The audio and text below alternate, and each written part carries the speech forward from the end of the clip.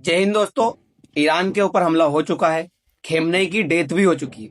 अब खेमनेई की डेथ होने के बाद में हुआ ये है ईरान के साथ में कि ईरान जो है अनगाइडेड हो चुका है। जिस तरह से अनगाइडेड मिसाइल होती है जो कहीं पे भी जाके हमला कर सकती है, जिसको ये नहीं पता है कि क्या करना है क्या नहीं, उसी तरह से आज ईरान की हालत हो चुकी है। अमेरिका और इसराइल ने इतना सटीक जो वॉर है वो स्टार्ट किया, जिसमें उन्होंने फर्स्ट डे ही ईरान के जितने भी सुप्रीम लीडर्स थे उनकी डेथ कर दी, उनको मार दिया। तो अब ईरान जो है ये नहीं समझ पा रहा है कि उसको करना क्या है, जिसके बाद में अनगाइडेड मिसाइल की तरह ये इतने सारे काम कर रहा है। आप इस हेडलाइन में देख सकते हो, कहीं पे वो होर्मुज जल संधि है उसको ब्लॉक कर रहा है, कहीं पे वो रियाद के अंदर जो यूएस की एम्बेसी है उसके ऊपर हमला कर रहा है, कहीं पे वो ऑस्ट्रेलिया के जो सैनिक है दुबई के अंदर उनके ऊपर हमला कर रहा है, कहीं पे वो सऊदी अरब के अंदर जो दूतावास है अमेरिका का तो उस पर हमला कर रहा है।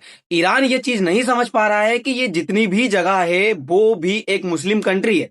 जो ईरान खुद को कहता था कि वो मुस्लिमों को एक छत्रक छाया के नीचे लेकर के चलेगा, आज वही जगह पर ईरान जो है पीछे हट चुका है। ईरान को समझ नहीं आया कि ईरान करे क्या। आपने देखा होगा, अगर किसी चीज को लीड करने वाला नहीं होगा तो फिर जो भी चीजें होंगी वो ये सब कुछ होंगी। आखिर ईरान के साथ साथ किस तरह के काम हो रहे हैं और प्रधानमंत्री मोदी ने किस तरह के संकेत दिए हैं, भारत किस तरफ आकर के खड़ा हुआ है, इन सारी चीजों के बारे में आज हम चर्चा करेंगे। जय हिंद दोस्तों, मेरा नाम है कपिल और मैं आप सभी का स्वागत करता हूं एजू करंट इंडिया। ये सब कुछ घटना होने के बाद में जो डोनाल्ड ट्रंप है उनकी तरफ से एक बयान सामने निकल कर आया, आप इसमें देख सकते हो। तेहरान ने खाड़ी देशों में जहाजों के आवागमन के ऊपर जो रोक लगाई है, उसके बाद में डोनाल्ड ट्रंप के द्वारा एक बयान दिया गया। ट्रंप का कहना है कि ईरान ने जो भी ये सब कुछ किया है उसके बाद में ईरान के ऊपर सबसे कड़े जो हमले हैं वो फिलहाल में अब किए जाएंगे, अभी तक हमने किए नहीं है। साथ ही इजराइल के द्वारा जो बेंजामिन नेतन्याहू है उनके द्वारा भी एक बयान दिया गया था परसों के रोज। उन्होंने ये कहा था कि ये जो है ये फर्स्ट स्टेप है, अभी इतना बुरा होगा ईरान के साथ कि ईरान ने सोचा भी नहीं होगा। तो अभी हम जो खबरें सामने आई है उसके बारे में जिक्र कर लेते हैं, आगे जो भी कुछ होगा उनके बारे में भी हम जानेंगे। साथ ही ईरान जो है ये कहता था कि मैं जितने भी मुस्लिम कंट्रीज है उनको साथ में लेकर के चलूंगा, लेकिन इस युद्ध के बाद ये चीजें गलत साबित हो गई। आप इन सब चीज में देख सकते हो ईरान के द्वारा जो भी हमले किए गए उसमें कितने सारे लोग जो है मारे जा चुके हैं। इराक के अंदर भी आप देख सकते हो 2 मारे जा चुके हैं, 5 इंजर्ड है। इसी तरह से कुवैत के अंदर 1 मारा जा चुका है, 32 इंजर्ड है। बहरेन के अंदर मारा जा चुका है, 4 इंजर्ड है। कतर के अंदर 16 लोग जो है इंजर्ड हो चुके हैं। यूएई में 3 लोग मारे जा चुके हैं। इसी तरह से हर तरफ से जितने भी जगह है, हर जगह पे जो इजराइल के अंदर 10 लोग जो है मारे जा चुके हैं। खैर इजराइल के अपन समझ सकते हैं कि इजराइल जो है हमला किया, इस वजह से इजराइल के अंदर कोई लोग है उनको मारा जा चुका है, क्योंकि इस तरह से ईरान के अंदर भी इतने लोग जो है मारे जा चुके हैं तो समझ सकते हैं। लेकिन जो भी ये खाड़ी देश जो मुस्लिम कंट्रीज है उनके अंदर भी ये सब कुछ हुआ है, तो ईरान की जो भी ये मिसगाइडेंस है वो क्लियर आज के टाइम में दिखा रही है कि ईरान जो है उसको खुद को समझ में नहीं आ रहा है कि वो आज के टाइम में करे तो करे क्या। साथ ही आप देख सकते हो ईरान की तरफ से यूएई के अंदर जो यूएई का शहर अबू धाबी है उसके ऊपर किस तरह से हमला किया गया, कितना ज्यादा ये स्मोक उड़ रहा है, ये क्लियर दर्शा रहा है कि ईरान जो है अब उन जगह को टारगेट नहीं कर रहा है जहां पर अमेरिका के एयरवेज बने हो या अमेरिका की जो मिलिट्री डिप्लॉय की गई हो, उन जगहों को टारगेट नहीं कर रहा है। ईरान जो है कुछ भी जगह को टारगेट करके नुकसान पहुंचाने की सिर्फ जो है कोशिश कर रहा है। दुबई जो है वो दुनिया की एक बड़ी इकोनॉमी को लेकर के चल रही थी, बहुत सारे हमारे भारत के भी लोग दुबई के अंदर काम कर रहे हैं, तो आज कितना ज्यादा जो है इससे इफेक्ट हुआ है। तेल के प्राइस तो बढ़ेंगे ही बढ़ेंगे, निश्चित है। साथ ही जो सऊदी अरब है उसके अंदर भी ईरान ने जो है इतना पूरा जो हमला है वो किया है कि सऊदी अरब के अंदर भी आप देख सकते हो कितने ज्यादा स्मोक जो है उड़ रहा है। बहरेन के अंदर भी देख सकते हो, आप कतर के अंदर भी देख सकते हो। आप इन तस्वीर से समझ सकते हो ईरान किसी के भी ऊपर कहीं पर भी हमला करने में लगा हुआ है। साथ ही ईरान ने एक बड़ा काम यह कर दिया कि सऊदी अरब के अंदर सबसे बड़ी तेल रिफाइनरी थी जिसका नाम था अरामको, उसके ऊपर हमला किया है। अब यह तेल रिफाइनरी के ऊपर हमला करने के बाद होगा क्या, जो तेल है वो महंगा होना तय है। ये सब कुछ हो रहा है तो ईरान को ये चीजें समझ नहीं आ रही कि इन चीजों को करने से दुनिया की इकोनॉमी है वो किस तरह से तबाह की जाएगी। क्या अब दुनिया के कोई भी देश जो खाड़ी देश है या फिर इंडिया है, इस तरह के कोई भी कंट्रीज है, वो ईरान के साथ में आकर के खड़े होंगे? आपको हमला करना है, आप उनके सोल्जर्स के ऊपर हमला करिए, आप उनके एयरवेज के ऊपर हमला करिए। आप उन चीजों को हिट कर रहे हो जो दुनिया के लिए एक बड़ी इकोनॉमी का काम कर रही है। आप तो दुनिया को ही बर्बाद करने में लगे हुए हो। तो कोई भी कंट्री आज के टाइम में ईरान के साथ में आकर के खड़ा नहीं होगा। ये क्लियर आप जो है ईरान से दूर हो चुके हैं। इसीलिए मैं आपको यह भी बताऊंगा कि प्रधानमंत्री मोदी किस तरह का स्टैंड लेकर के चल रहे हैं। एक जो चीज ईरान के लिए बेनिफिट हो सकती थी, ईरान ने अब उसको भी गवा दिया। ईरान ने जो है यूके का जो एयरवेज साइप्रस के अंदर बना हुआ है, उस साइप्रस के अंदर हमला किया है, अटैक किया है यूके के एयरवेज के ऊपर। अब यूके के एयरवेज के ऊपर हमला किया तो यूके का बयान तो सामने निकल कर आना ही था। यूके ने भी सीधे दर्शाया है कि अगर इसी तरह का काम चलता रहा तो वो भी ईरान के खिलाफ में आकर के खड़ा हो सकता है। आप पहले उस लोकेशन को समझिए। ये रहा ईरान। ईरान से आप पश्चिम की दिशा में चलोगे तो टर्की के जस्ट नीचे ही जो है साइप्रस है। अगर इसको ब्रॉड में देखें तो आप देखिए ये जो एरिया है इसके ऊपर साइप्रस में इतने के ऊपर जो है टर्की ने कब्जा करके रखा हुआ है। ये जो एरिया दिख रहा है बीच वाला, इसके ऊपर जो है ये बफर जोन है जिसके ऊपर यूएन का अधिकार है। साथ ही ये जो नीचे वाला हिस्सा दिख रहा है इसके ऊपर जो ओरिजिनल साइप्रस है वो है।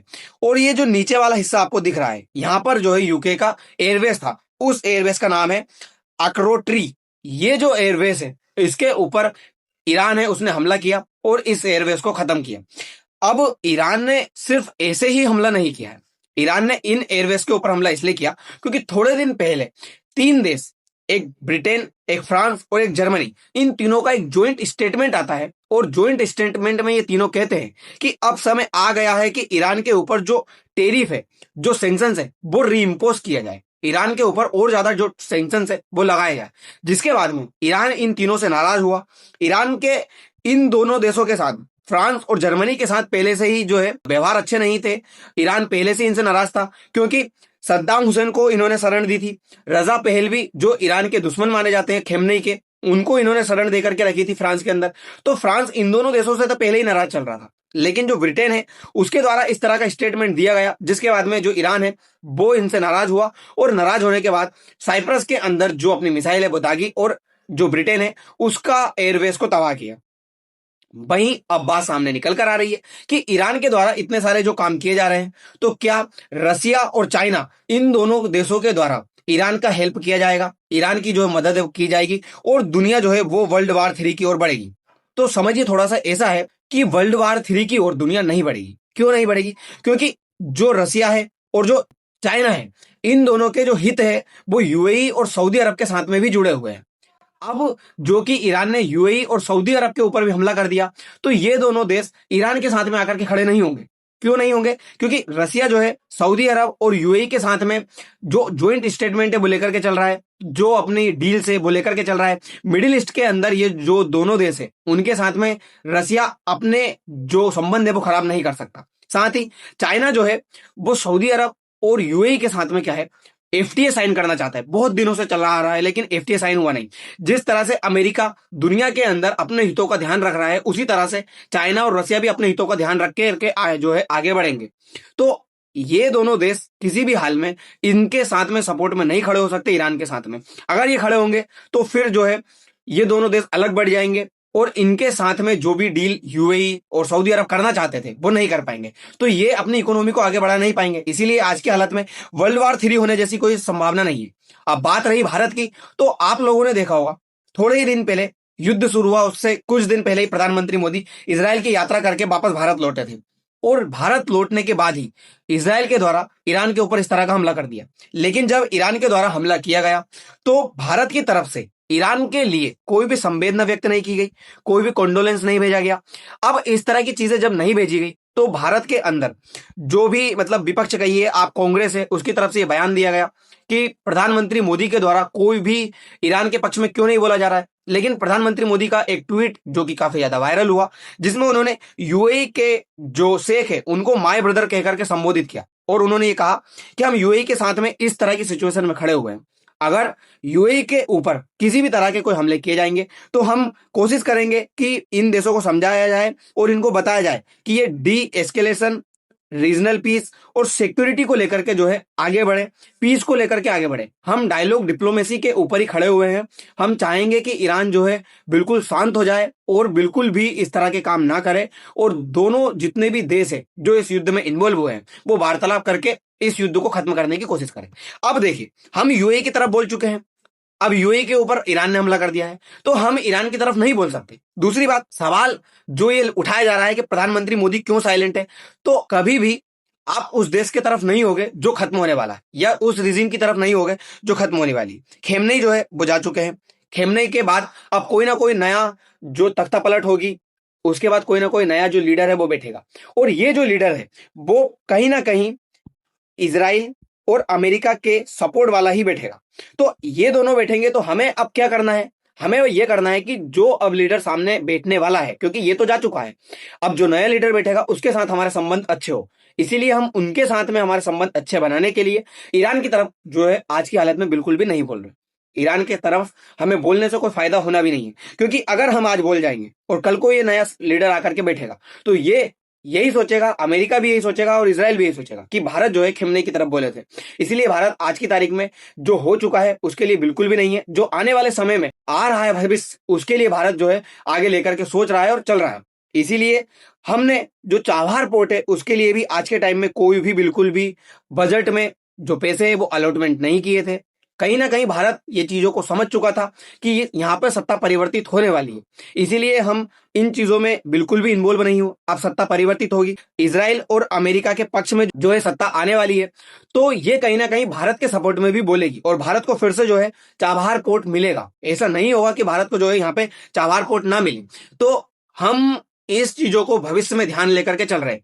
क्यों? क्योंकि याद करिए आप 1971 का दौर, जब इंदिरा गांधी प्रेसिडेंट जो अमेरिका के प्रेसिडेंट हुआ करते थे उनके पास में मिलने के लिए गई और उनसे ये कहा कि जो बांग्लादेश है, यानी कि जो पूर्वी बंगाल है, उसके अंदर इतने ज्यादा कत्लेआम हो रहे हैं, रेफ्यूजीज जो है वो भारत के अंदर आ रहे हैं, वहां पर पाकिस्तान की तरफ से पूरी तरह से बर्बाद किया जा रहा है, साथ साथ ही भारत को भी पूरी तरह से बर्बाद करने की कोशिश की जा रही है। लेकिन अमेरिका के प्रेसिडेंट ने सीधे सीधे भारत से यह कहा था कि आप पाकिस्तान के खिलाफ नहीं जाएंगे, पाकिस्तान के खिलाफ हमला करने की आप कोई भी कोशिश नहीं करेंगे, जो भी बांग्लादेश में हो रहा है वो होने दीजिए, आप जो है बिल्कुल भी आगे मत आइए। क्योंकि भारत उस समय पे नाम जो अलाइन मूवमेंट लेकर के चल रहा था, गुट निरपेक्ष की नीति लेकर के चल रहा था, उसके तहत इनको यह लगता था कि भारत जो है किसी के भी साथ में नहीं जाएगा। लेकिन इंदिरा गांधी ने तुरंत ही आने के बाद में यूएसएसआर जो उस समय का हुआ करता था उसके साथ में एक डील साइन कर लेता है, और डील साइन करने के बाद में यह डिसाइड किया जाता है कि यदि भारत के ऊपर कोई भी हमला होगा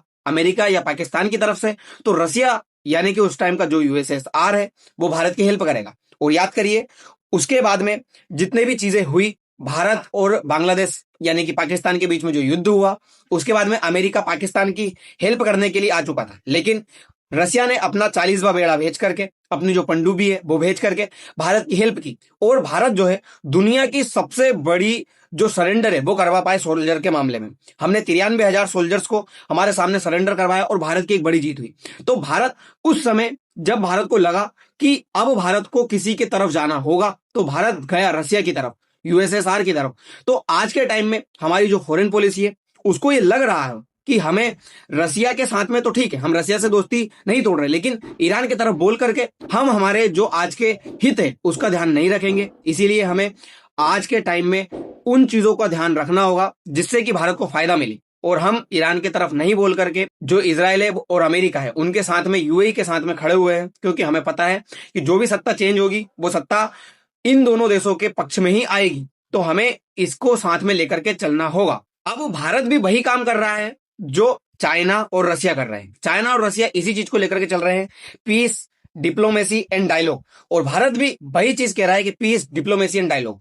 हम ये नहीं कह रहे कि आप युद्ध को आगे लेकर के जाइए, युद्ध को बढ़ाइए, हम तो यही कह रहे हैं आप शांति से एक साथ बैठिए और युद्ध को खत्म करिए। तो भारत, रसिया, चाइना तीनों एक ही जगह पे खड़े हुए हैं आज की हालत में, और देश हित का ध्यान रख कर के इसमें आगे बढ़ा जाएगा। ये नहीं देखा जाएगा कि पार्टी किसकी है किसकी नहीं।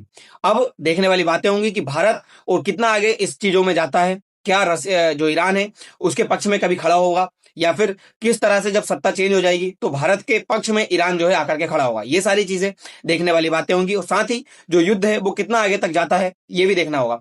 तो दोस्तों फिलहाल के लिए इतना ही, मिलते हैं अगली वीडियो में। धन्यवाद।